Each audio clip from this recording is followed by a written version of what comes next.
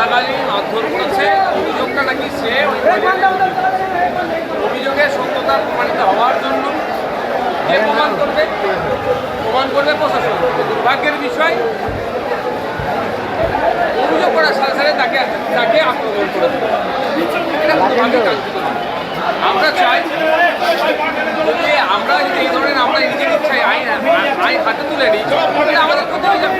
আমার বাড়িতে কেউ চোর করেছে, আমি চোরকে ধরি, পিঠে যদি মেরে দিই এটা কিছু হবে না। আইনটা আমি ধরে নিলাম, তর্কের খাতে ধরে নিলাম, কিন্তু তার জন্য তাকে ওইরকমভাবে মারধর করা গেলে তাকে প্রপার প্রমাণ দিয়ে তার যে অভিযোগ করে তাকে অ্যারেস্ট করে তাকে শাস্তি ব্যবস্থা, তা না করে আইন হাতে তুলে নিয়ে যে বাহাদুরি দেখাচ্ছে এটা মোটেও কোনো।